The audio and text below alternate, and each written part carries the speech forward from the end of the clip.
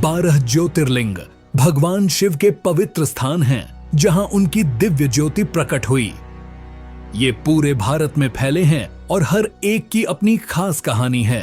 कोई मंदिर समुद्र किनारे है, कोई पहाड़ों में। इनकी पूजा से शांति, शक्ति और आशीर्वाद मिलता है। लोग इन्हें चमत्कारी मानते हैं। हर जगह शिव भक्तों की प्रार्थना सुनते हैं और जीवन की मुश्किलें आसान करते हैं। ये तीर्थ भक्ति का अनमोल खजाना है। आइए भगवान शिव की 12 ज्योतिर्लिंगों की पवित्र कथा शुरू करें। सोमनाथ ज्योतिर्लिंग। सोमनाथ ज्योतिर्लिंग गुजरात के प्रभास पाटन, गिर सोमनाथ जिले में स्थित है। यह सौराष्ट्र के तट पर समुद्र के किनारे विराजमान है। सोमनाथ ज्योतिर्लिंग के इतिहास की शुरुआत होती है चंद्रदेव से, जो देवताओं के राजकुमार और प्रकाश के देवता थे। चंद्रदेव का विवाह दक्ष प्रजापति की 27 पुत्रियों से हुआ, जो सभी नक्षत्रों की देवियां थीं।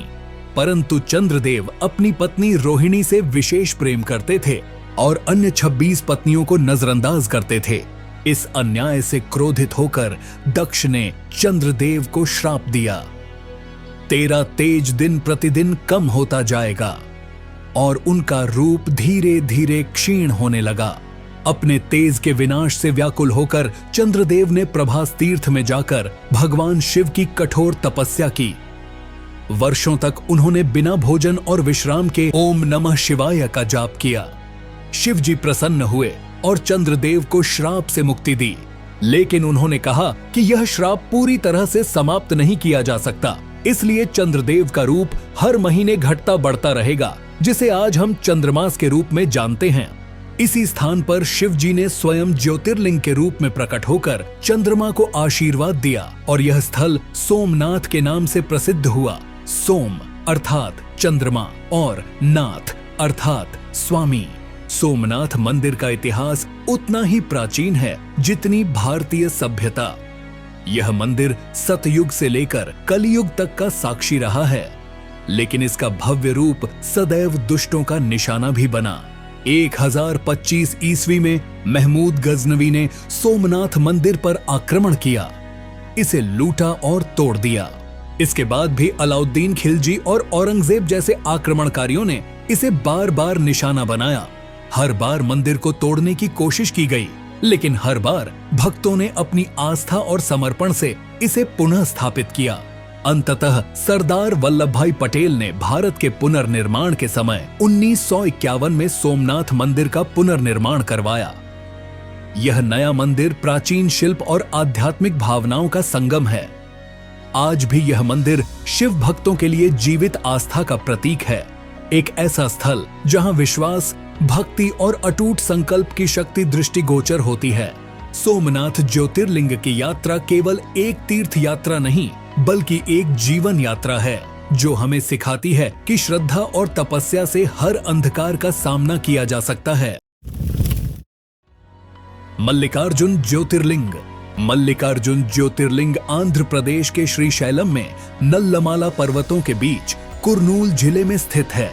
मल्लिकार्जुन ज्योतिर्लिंग की कथा शिव पार्वती और उनके पुत्रों गणेश तथा कार्तिकेय से जुड़ी है। एक ऐसी कथा जो न केवल पारिवारिक संबंधों की बल्कि भक्ति और त्याग की भी प्रतीक है।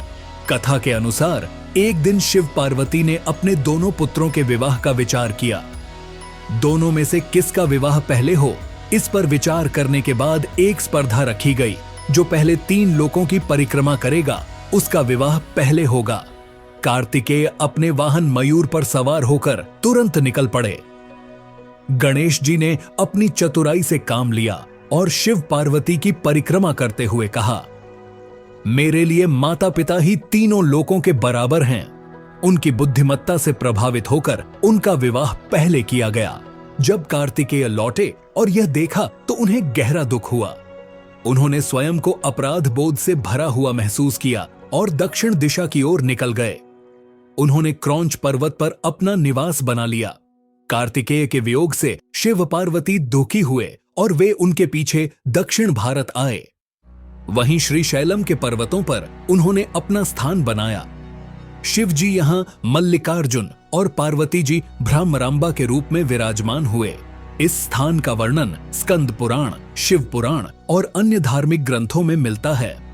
यह एक अनोखा तीर्थ स्थल है जहां शिव और शक्ति दोनों की पूजा एक साथ होती है। यह स्थल शैव और शक्तिपीठ दोनों है। मल्लिकार्जुन के दर्शन से मानसिक शांति, पारिवारिक सुख और मोक्ष की प्राप्ति होती है। यह स्थान भक्तों के लिए स्नेह, भक्ति और समर्पण का प्रतीक है। महाकालेश्वर ज्योतिर्लिंग। महाकालेश्वर ज्योतिर्लिंग मध्य प्रदेश के पवित्र शहर उज्जैन में स्थित है, जिसे प्राचीन काल में अवंतिका के नाम से भी जाना जाता था। यह नगर महाकाल की नगरी के रूप में प्रसिद्ध है और हिंदू धर्म में अत्यंत पूजनीय तीर्थ स्थल माना जाता है। महाकालेश्वर ज्योतिर्लिंग की कथा एक ऐसे समय से जुड़ी है जब अवंतिका, वर्तमान उज्जैन, एक शक्तिशाली और आध्यात्मिक नगरी थी। यहाँ अनेक ऋषि मुनि और भगवान शिव के भक्त निवास करते थे।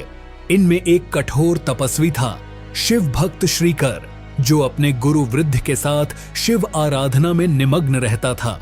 उसी समय दूषण बौतन नामक एक क्रूर राक्षस ने अवंतिका पर आक्रमण कर दिया। दूषण ने शिव भक्तों और तपस्वियों को सताना शुरू किया। उसने धार्मिक क्रियाओं पर रोक लगाई, मंदिरों को तोड़ना शुरू किया और भक्तों को अत्याचार से दबाना चाहा। लोग भयभीत हो गए, लेकिन श्रीकर और वृद्ध ने अपनी भक्ति और तपस्या नहीं छोड़ी। शिव भक्तों की इस अखंड भक्ति से प्रभावित होकर भगवान शिव ने महाकाल रूप में प्रकट होकर धरती खंपा दी।